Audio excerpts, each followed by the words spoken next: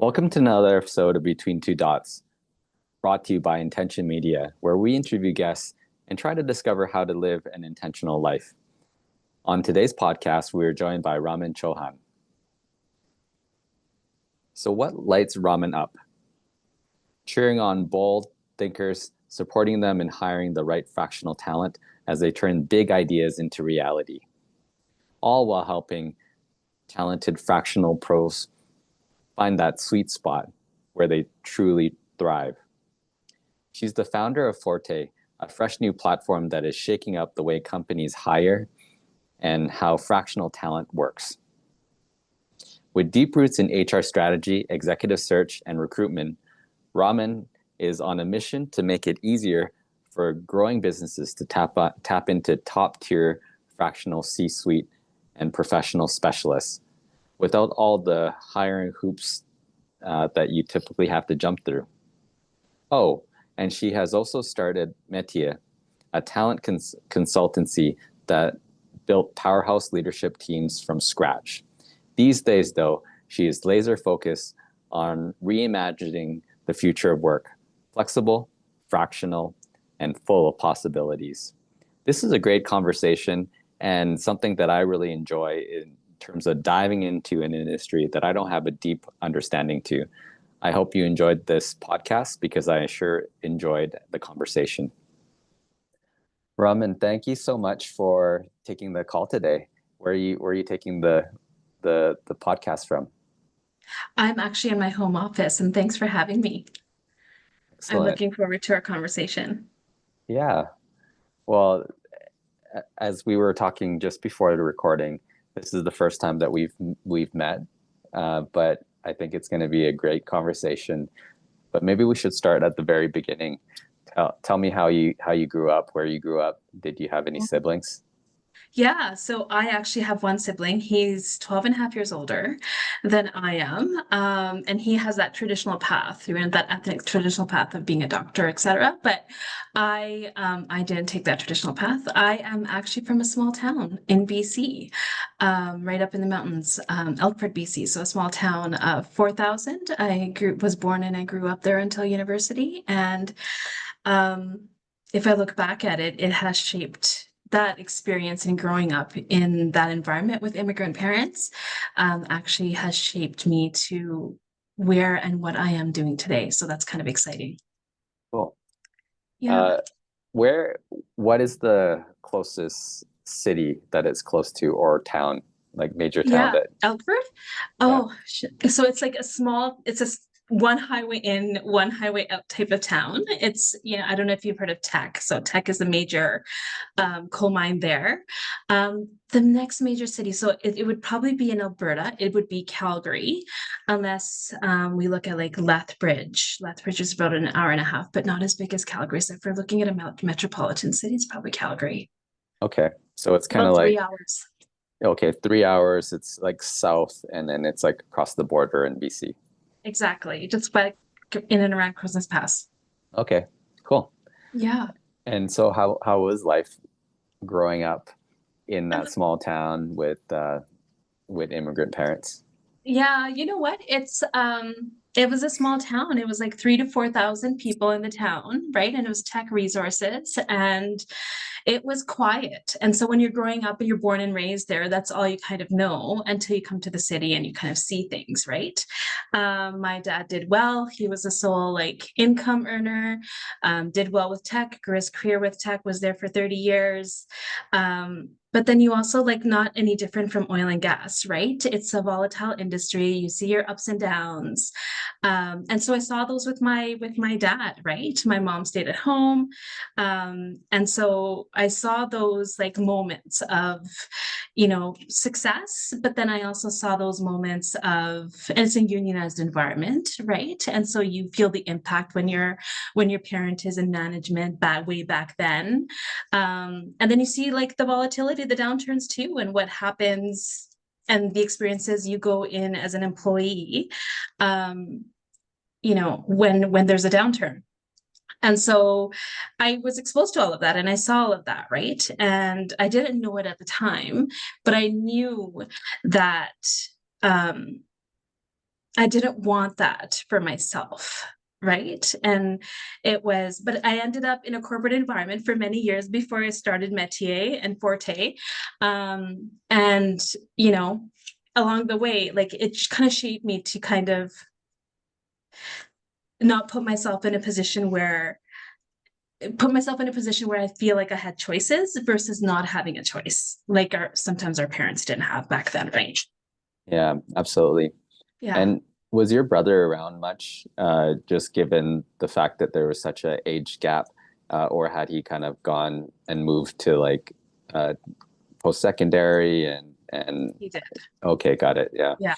So my dad immigrated like in the early 70s, right? And so there was a gap between like my parents like coming to Canada and my brother being in India with my mom. And so he did. I think he left when I was in about, I think, grade 2 or 3 and went off to university again in Calgary, U of C, and then went off to U of A. And then when I graduated, I joined him in Edmonton for my own undergrad. So he wasn't like, I was like an only child, right? For most of my childhood, Yeah. which is, kind of nice, I guess. Yeah. And It had its moments. absolutely. Yeah. And what was school like then? And what was like the graduating class? It's a pretty small population, so how did it all So small. work? Yeah. It was so small. So we had two elementary schools, one downtown, and one uptown. And then we had one high school. And I think the high school that I graduated, like the grade that I graduated from that year, was probably the largest class, which was a graduating class of maybe 70, right?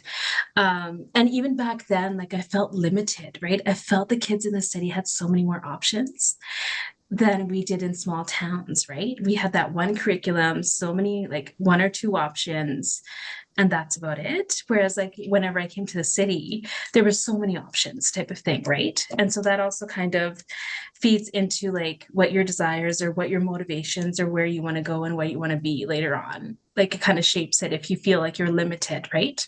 Yeah.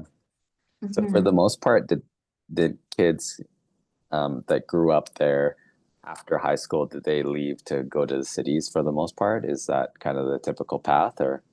Yeah, on the most part, I think I don't even keep track. It was so long ago, but I think maybe about half of us, went on to post-secondary and different cities, right? What we consider to be big cities like Vancouver, Calgary, Edmonton.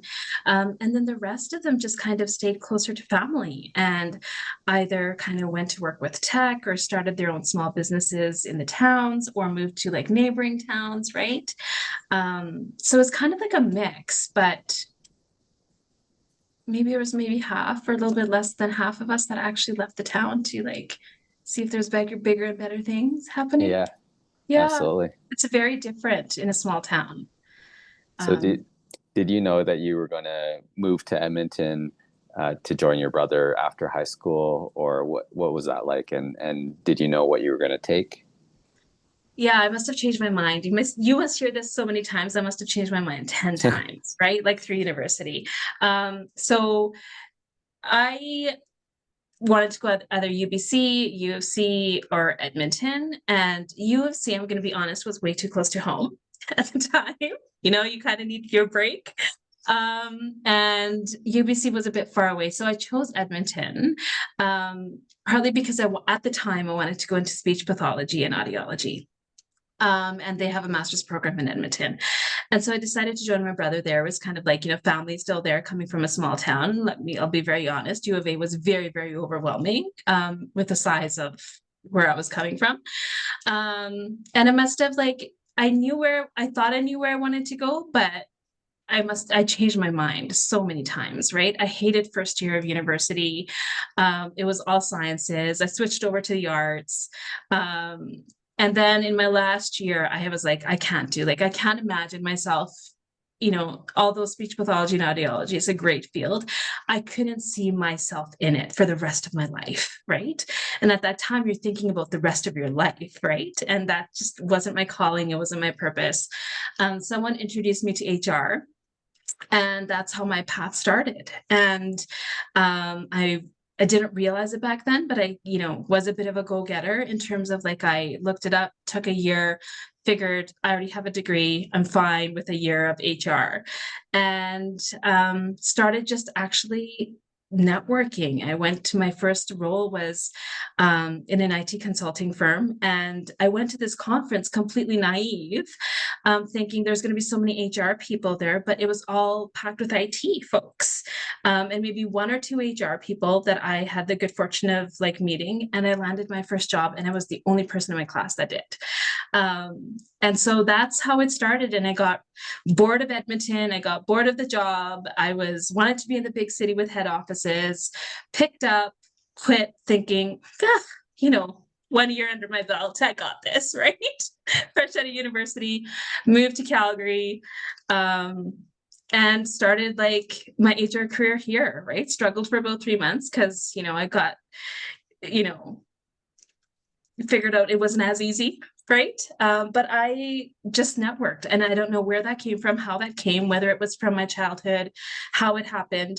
I'm a social person, and so I decided to just network and landed my corporate job. And I worked in corporate for a good 15 years, but never found that I was challenged, right, in the right ways after a certain amount. So I skipped over like organizations every 2 years. And now it's like so normal to do that. But at that point, it was like, stop hopping around. Like, people aren't going to hire you. And I just didn't care. Right. And I had this thirst to meet people, learn different industries, do something different. Right. And after like maybe a decade or, 15 years in corporate HR, I just felt it was the same stuff over and over again, just in a different organization. Yeah. And so that led me to kind of go, okay, number one, I want to live within my values. Number two, we often realize like we work in this employment structure that's been created decades ago, right? And, we worry about our jobs when all of our eggs are in one basket, right? I had some personal things that happened, and I just didn't want to live that life anymore, right? It wasn't making me happy, and life is short.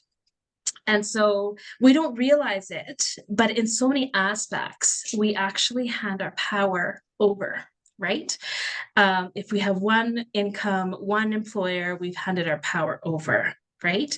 And so the whole equation of engagement comes through. And for me, it's beyond the perks. It's beyond, let's participate in this pumpkin carving contest or whatnot, right? That's not stuff that motivated me, right? Making a difference motivated me. Team engagement motivated me. Doing good for humankind in the workplace motivated me. And I just wasn't seeing it, right? And I did not want to put my eggs in one basket anymore, because I had recently become single mom. And, you just kind of think about so many things, right? And I don't want to work. Like, if I'm spending so much of my time working, I'm not going to worry about what if I lose my job. I'm not even going to talk about EI right now. I've never had to take it. I'll never take it. It's another kind of problem I want to solve at some point. So I decided that I wanted to create my own, right? I wanted to challenge. If I couldn't find the challenge out there, we can't expect others to challenge us. We're the ones that can challenge ourselves, take the power back, whether it be in relationships, whether it be at work. This was in work. And really give myself 3 months, right? Create what I want to create, align my values to organizations I want to work with, align my values to organizations that, whose values match ours and mine, and who are really focused on making that difference beyond, this reward or that award, or, team building has its place and it's great. But it's more like the perks that really never matter to me, right? And so I gave myself 3 months. I started at Metier, and there's a bunch of other HR consultants out there. And within those 3 months, I said, you know what? If it works, it works. If not, I'll go back and become that employee. And it worked, right? And we've been at it for about 6.5 years. We've got consultants in, Vancouver and Toronto and Calgary. We operate nationally. But what I've noticed is that empowerment, right? That empowerment as on my team, the empowerment that I have myself in how I want to operate, who I want to operate with. And we've got incredible clients, right, that really align with us, and they're long-term clients. But through that, one of the experiences, not am I only challenged, from a business perspective, from a strategy perspective, from an industry knowledge, because every industry we operate is different. And that's what ignites my soul in terms of like learning about different businesses. But you step away from being like that HR person to that ownership and a business owner and strategy perspective, which is challenging in so many great ways. But most importantly, it was that freedom. It was the freedom of working with who we want to work with, right? Challenging ourselves the way we want to be challenged. And through that, so many other, like, you look at problems. And when we look at problems as humans, we tend to look at problems, a lot of us, and we just leave them as problems, right? Yeah. But it taught me the opportunity to live in my power and to say, if this is a problem, is there a way that I can solve that problem rather than just like others around me just leaving it as a problem, right? And it's allowed me and my team to think in innovative ways, right? So we've just started up another company. It's called Forte, and it's a talent marketplace for fractionals. And so the whole purpose behind, my vision or my want to do is really, when I started consulting, for someone like me, I was able to take that risk. I had it in me. I didn't want to live like my parents lived. Like, they came here for a reason, right? So I diversified my own portfolio type of thing, to create that security. And I think that security is a lot higher than working for one employer. But the questions that I actually got from a lot of folks that were around me is, I wish I could do that, right? Yeah. Or I wouldn't even know where to start. And so that vision for me came, if I can do it, anyone can do it, right? I'm a human, you're a human, everyone's a human. And so if you don't know where to start, or if you're struggling with something, or you want this lifestyle, then we're here to help you, right? And so that's the whole premise of any company or anything that I'm creating, is to really support that vision, of who wants to kind of work in that, take that power back, right? And live in your happy place and work in your happy place, work in your niche, right? Because a lot of that, sometimes we look at organizations. I'm a recruiter, I'm an executive recruiter, I'm a technical recruiter, right? My team works in HR day in and day out. But the level of unhappiness we see is so high, right? And so we're out to do our small part, whatever part that may be, is trying to change that. Yeah, absolutely. Yeah. I think we covered a lot of ground there. I'm going to take a step it back a little bit as it relates to like your corporate career. So just to give the listeners a flavor, like what type of organizations did you work with, and then what parts of HR did you touch? Because that's a big category generally as well, right? So Oh gosh. So when I said I hopped around, I wasn't joking. I worked in every HR, like every industry, almost every industry out there. So, and you know what the funny thing is, you kind of brought that up, because when I first moved here, other HR folks were telling me, oh gosh, I think I might be a little bit of a rebel now that I think about it. But other HR people were saying, find your niche, find the industry you want to be in and just stick in that industry, right? And I was like, oh gosh, no, that is so boring, right? Like, HR is HR wherever you go. You just have to have the business acumen to learn the industry and learn their operations, right? Which is like within 90 days, you should be able to do that, right? And then align your practices accordingly. So I have been a generalist. My sub-functional expertise is recruitment and search. So I've worked in executive search, renewable energy, utilities, coal, airline. I was at WestJet for a while, recruiting pilots and in-flight staff, and property management, real estate, environmental consulting. Have I missed anything? Dabbles into construction. I've been in tech. I'm a part of tech now. Yeah, so we've kind of like, I've hit like every organization, and if I haven't hit it, then someone on my team has, right? So it's been a diverse career. My last role was senior director of HR before I decided to kind of leave. But my sub-functional expertise has really been around executive search and search. And the funny thing is, I've landed here. It's been my success. It is my success.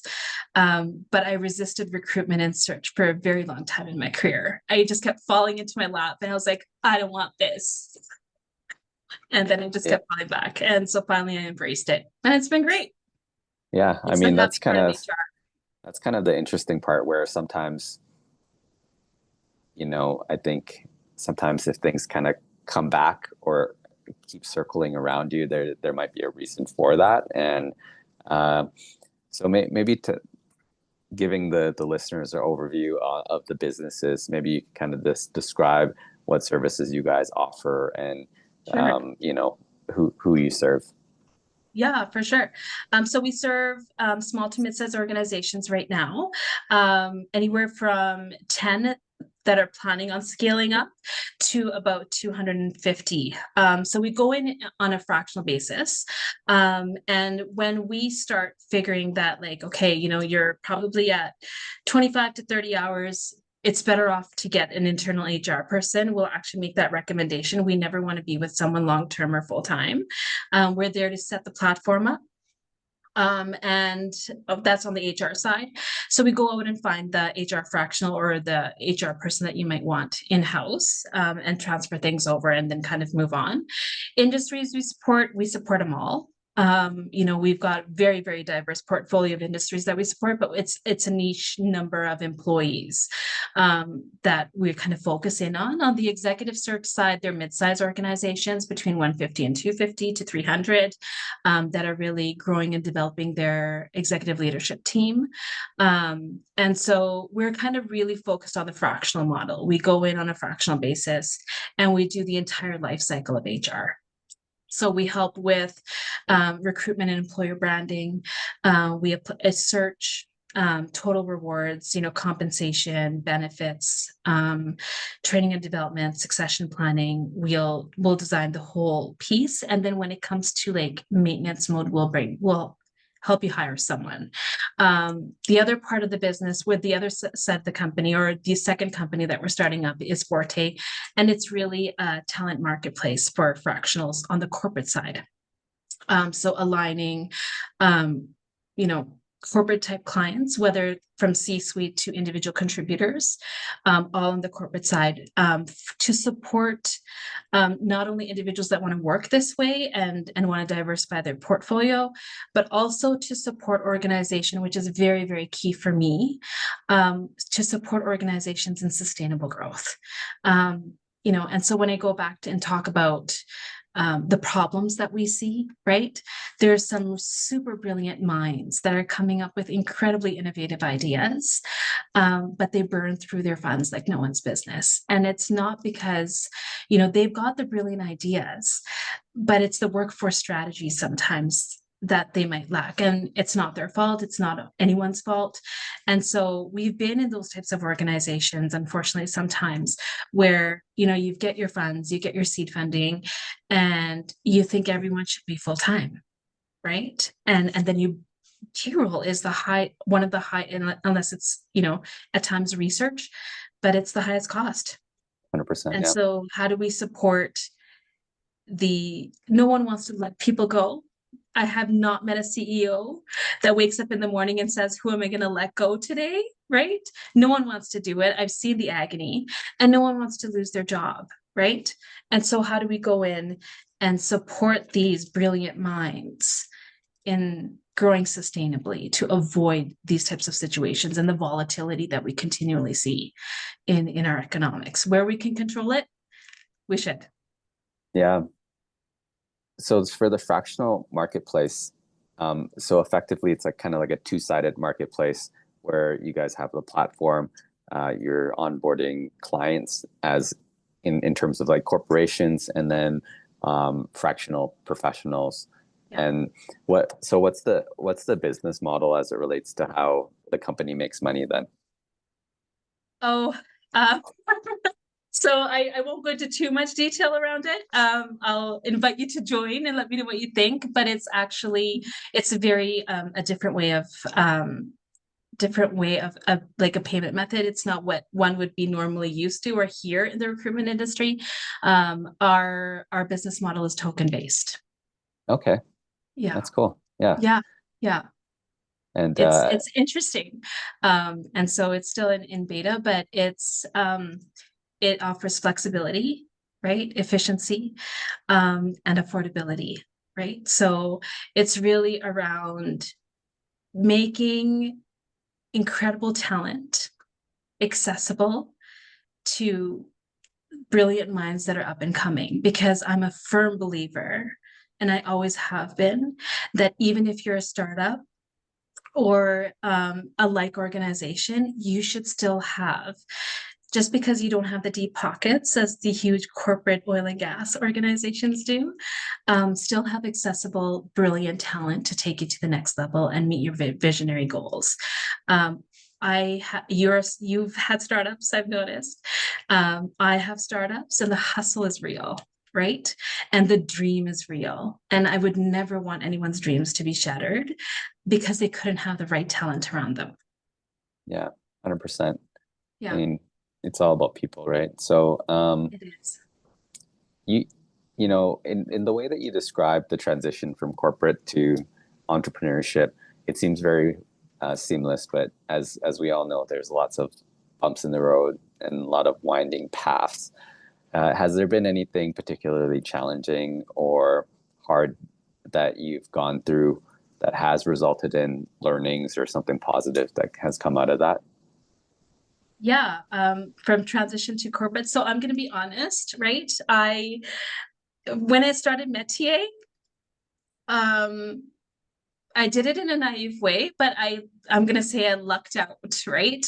I have been in the search industry. I made sure to make, and I don't know how or why. I think it was just meant to be, the right contacts in all the industries and companies that I worked for. I think ultimately we all have like a destination sometimes that we don't realize until afterwards, and then when we look back, we have those aha moments of, okay, maybe it wasn't job hopping, but there was a bigger purpose in what I was doing at that time.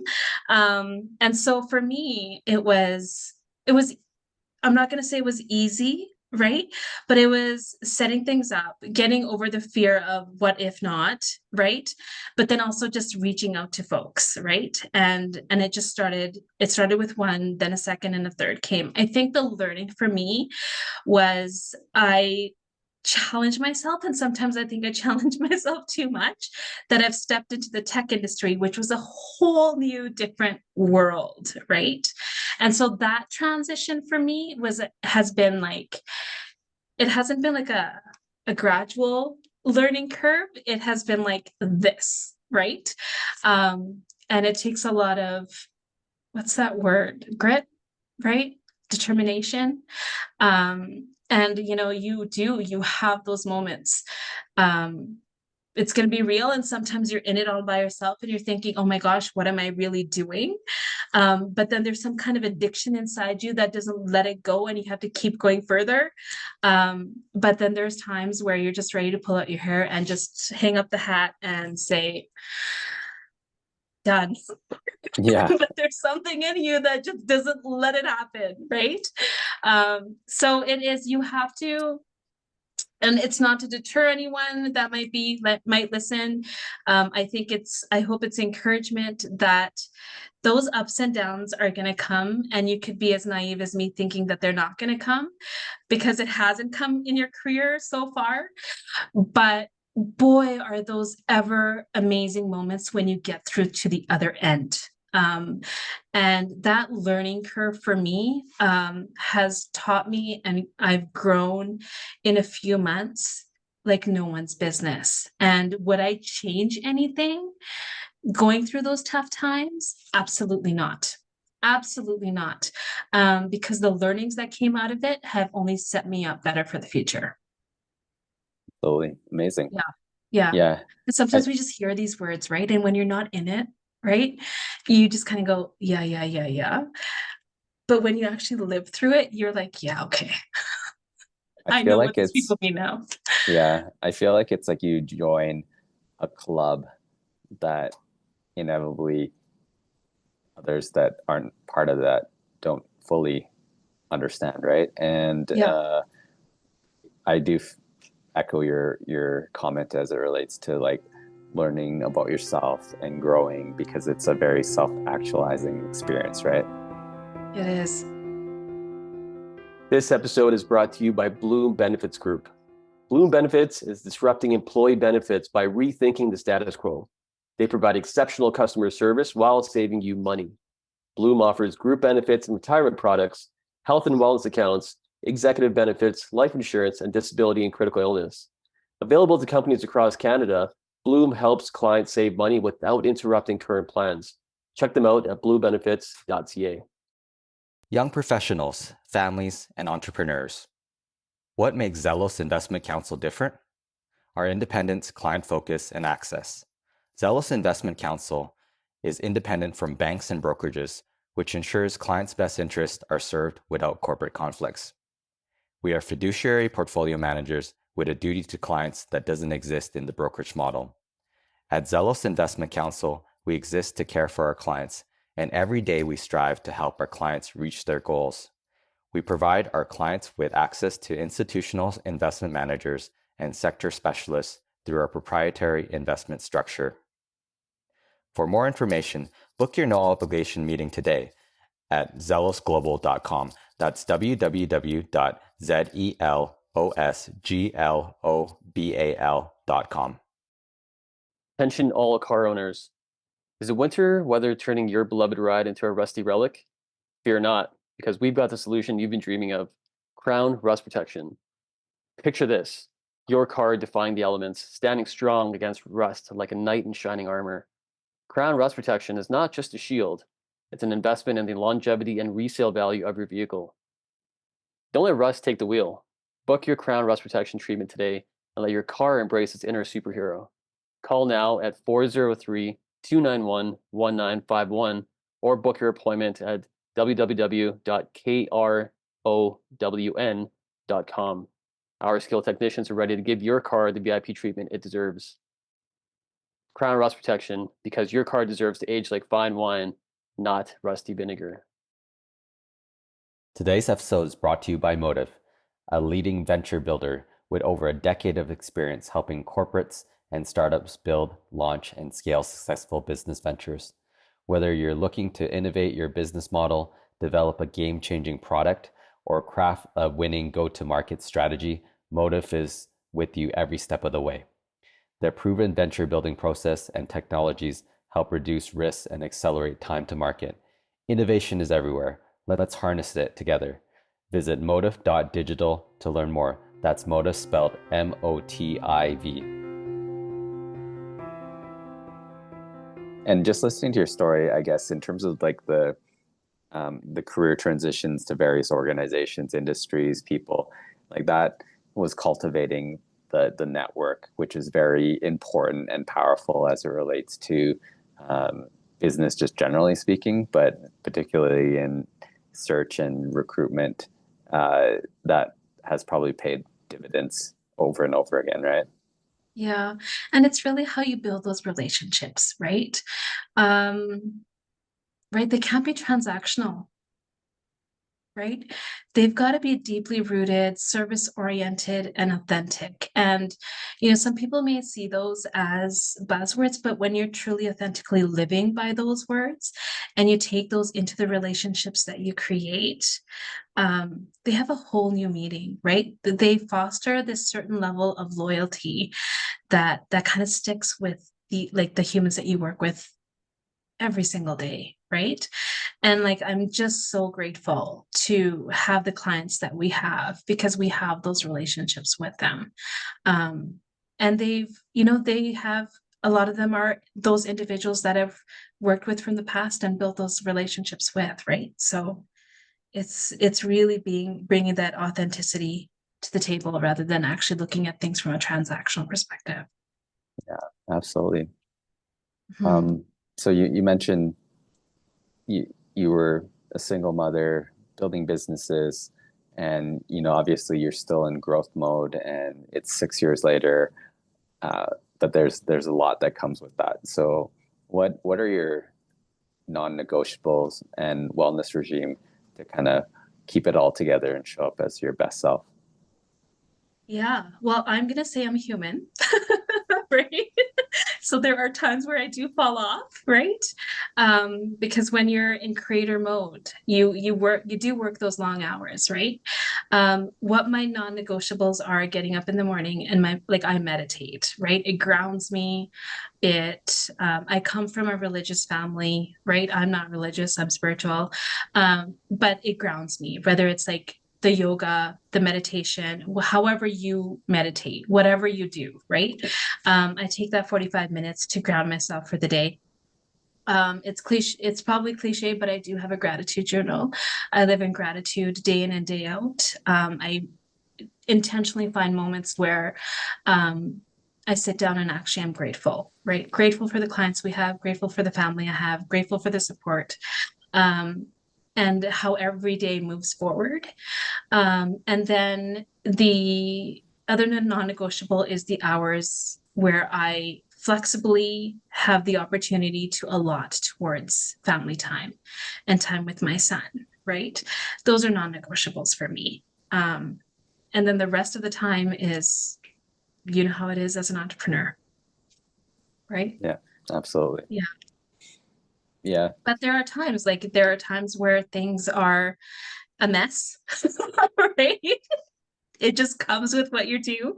And you fall off the wagon and you have to like step back or have that support around you to turn around and say, I think you need to step back and get back into what grounds you, right? Yeah, I'm absolutely. human. Absolutely. Everyone's human. There's perfection and imperfection. Yeah. Yeah, 100%. Do you have like a favorite deal, like understanding that obviously in your business, the goal is to build and cultivate those long-term relationships, but ultimately the typical business model, I imagine, is predicated on a successful placement um, or a recruitment. So do you have like an instance where you really help the client get where they needed to go or acquire a talent that they really needed? Um, yeah, that happens all the time. I can't think of one specific, client, but they come back, right? And we've got glowing reviews, and we have clients that have been with us for 6 years, right? So we're doing something right for them. And if we're not adding value, we're the first ones to say maybe we shouldn't be here, right? And that has happened in certain instances, but it's not the easy stuff. So the reason why it's hard for me to kind of give you one specific example and turning around and saying there's many is because when you're in search and you're in the field that we're in, it's the hard stuff that comes to you, right? It's not the easy stuff. The easy stuff, they've got an internal recruitment team where they can do it themselves, right? But where we make the impact is when the hard stuff comes to us, right? Whether it be like technical and environmental consulting, or in construction or whatnot, right? Sometimes there's only a handful of talent that actually exists in the realm that we're looking within. Maybe we can't go across Canada, maybe we have to stay in Calgary, right? And so it's really about, again, that authenticity of when we do approach candidates, it's in an authentic way about an opportunity. So that's really the reason why I'm saying like there's a lot that we could examples I could give you, and it's because it's just the hard stuff that comes to us. And so we have to have that business acumen to not learn about how the business operates and how the business model operates, but also have the technical know-how of when they're talking about the technical pieces of that role and why it's unique, that we have those pieces or those words or those phrases that we understand and can talk to when we're out there looking for the best talent for our clients. Yeah, absolutely.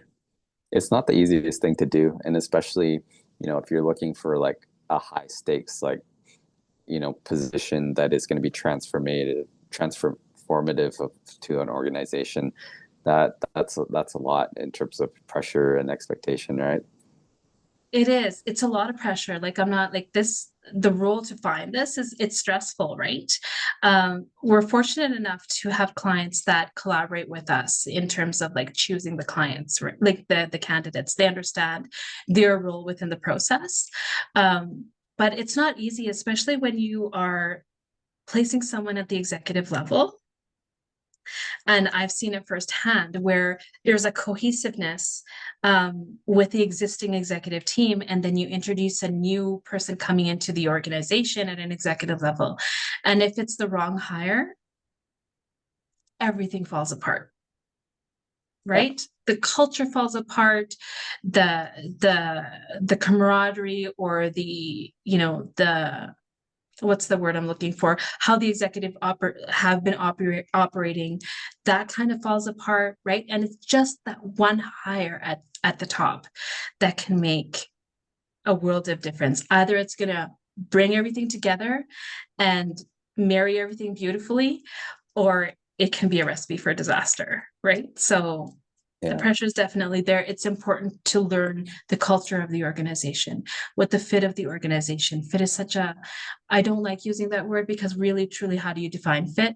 But you have to feel it. You have to see how they operate. You have to meet the other executives and kind of see like what would work with them, what wouldn't, what size of organization does this person have to come from, what type of background they have to have, right? So there's so many little parts that go into it that we don't even think about. Yeah, absolutely. It's really interesting just given the process, and you can only control what you can control, because ultimately sometimes to the degree possible, you obviously want to set clients up for success, but there's so many unknowns that you don't have control over necessarily. So I think it's really tough to tie yourself to the ultimate outcome as it relates to has it worked or has it not? But ultimately, the way that I always look at it in a service-based business is my client better off having us engage versus not, right? Are we creating value as it relates to, whatever the service offering is, right? Yeah. 100%. And that's the beauty of owning your own. Yeah. And that resonates with me as well, in terms of like everyone has to answer to someone, whether it's a boss, investor, or clients, but it's really a privileged position to be in terms of choosing who those people are, right? Yeah, 100%. And so kudos to you too for creating what you did, right? Because it takes a lot to get to, I'm not sure if I'm there yet. I don't know if I'll ever be there or I'll ever admit that I'm there, right? Because there's always a challenge, right? But to get to where even any certain point in your business, right? It takes a lot to get to be able to choose those around you, right? Often, I don't know if you ever experienced it, but often when we start businesses, there's this advice that goes around to say, take whatever you can get to start off. Right. And I think if you just stick to your values, those that are aligned with you are going to see it and it's going to come to you. Yeah. Yeah. People and clients will be self-selecting in that respect, 100%, right? 100%. Right. Yeah. So what advice would you give your younger self? Perhaps, Oh, wow. What advice would I give to my younger self? You should have done this sooner. Yeah. Right. And it's hard to like give that advice to myself sometimes, or anyone. You should have done it sooner, because I think everything that we experience in our lifetime leading up to the point that we're at today happens for a reason. It's setting you up for something, right? So yeah, there's times where I turn around and said, I should have done it sooner. I should have taken the risk sooner. I should have done this sooner. But would it be the same if I did it sooner? Yeah. Right? Because So I don't know. you'd be a different person, and all those factors. There's so many different factors that you can't take into account, Yeah. right? Yeah. But I think the other thing is like to be cognizant of our power that we release. And I don't know if that's coming across the way that I want it to come across. But in every situation that we look at, sometimes we look at, I'm not getting the opportunity that I deserve in this organization, or I'm not getting the promotion that I deserve in this organization, or why is my idea, like I'm vested in this organization, but why is my idea not being accepted? And so we kind of look outwards for our own inner, satisfaction, right? And so I think a lot of us humans are like that, right? When we look at it, when we come, right? It's because we've released our own control, we've released our own power, right? And so when I say like maybe you should have started this sooner, I think I should have been, and I hope others are too, become more cognizant of when we're releasing that power, right? We have our own choices that we can make. We just have to sit down and kind of figure out how we're going to make them work, or who are we going to align ourselves around us that can support us to make it work. Because anything is possible. And I'm not saying cliche. I live my life this way. You can think about it. If you're thinking about it, you can do it. You just have to sit down and figure out how you're going to do it, or ask for advice to do it, right? And I'm going to be honest to say, don't take no for an answer. And I did that in my past, right? Of something that you want to create and what you want to do, don't take no for an answer, right?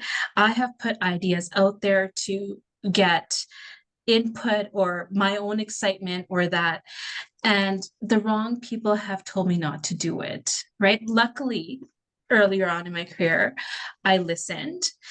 But when I went out on my own, for some reason, the world becomes your oyster. Anything is possible. And if you can do it, if you can invest a little bit into it, or you can find someone to invest that believes in your vision, try it out. Because I don't think anybody should ever, when my mom passed away 8 years ago, there was a lot of what ifs that happened. And I promised myself that I would never put, to the best of my ability, because it's almost impossible, never put yourself in a position of what if. Do it, try it. If it doesn't work out, it's still an accomplishment, right? Just measure out how much you can invest and how much you can potentially lose. And hopefully, if you've got enough energy and grit, you're not going to lose, right? So that's how I live my kind of life and owning my power. But I do recognize that I've created an environment where I feel like I can do that, right? I just want to support others so that they can feel they can do it too. So don't take no as an answer. Some people just don't understand where your vision is coming from. And that's okay, because you know where it's coming from. Yeah, absolutely. Because it's ultimately it's your vision, right? So yeah, and those that are going to buy in, they're going to buy in. You don't need 100% of the market, right? Yeah. Even if you have 20 or 30% of the market for your niche that you're creating, the rest will follow. 100%. Right? Yeah. I don't know. If I guess in terms of the businesses, where did the names come from, and what's the vision for them over the next 5 to 10 years? Oh my goodness, that's such a loaded question. You're actually I don't know if I have time to think 5 to 10 years from now. Fair It's enough. that question like recruiters ask, where do you see yourself 5 years from now? Like, I don't know. Yeah. I'm owning my own business. So where did it come from? I started generic, It's great. Thanks for asking the question. When I first started, I gave myself 3 months. I started generic, right? I put out source, give me a name. I came up with a name. I needed a name. I think a year into it, I had made a decision that I'm not returning to corporate. So I ended up hiring an incredible marketing agency here in town. And through their discovery and their questions, I knew what I wanted. That's one thing about me. I always know what I want, right? Or where I want to go. And so they actually through their discovery, they took everything that we're about as a team, bold, powerful, yet approachable and warm. And they're opposites, but still kind of alike, right? And so they came up with names for us, and Metier stuck out. Metier and Forte were one of them, or two of them. And so Metier stuck out because it's French for your specialty, and that's what we do. We recruit that specialty, right? And we love the tagline around "Find Your Forte." So you come to Metier to find your forte. We recruit your specialty. And then came Forte as an organization, and it just kind of created itself. Like I use the same, you come to one organization that does one type of service, but you find your niche, right? What is a fractional in its true essence? Right? You work within a niche. You're not working within a job description where an organization says, okay, I need, a director of finance, and they're going to do this, this, and this that is aligned with the director of finance role, which could be 40 to 50% of the role.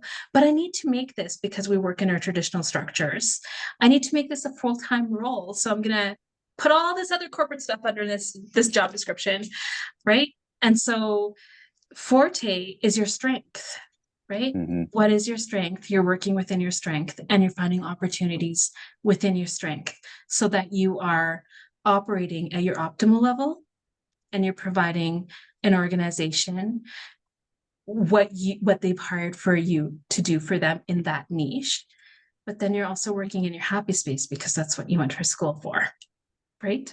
So that's where Forte comes, because all around it's that strength. Yeah, I love it. No, Thank thanks you. for sharing that story and the meaning behind that. So I never thought my company's names would have meanings behind them, but they do. And it's because, I'm going to give them a shout out because they're lovely, lovely ladies. It's Grant. And they're here in Calgary, and they've done incredible, incredible work for us. it's great. Yeah. Appreciate that. We'll definitely get that in the show notes as well. But Yeah. really, really appreciated the time and you telling the story. I enjoyed it. There was a lot of useful anecdotes in there, and just wanted to turn over the floor to you, just to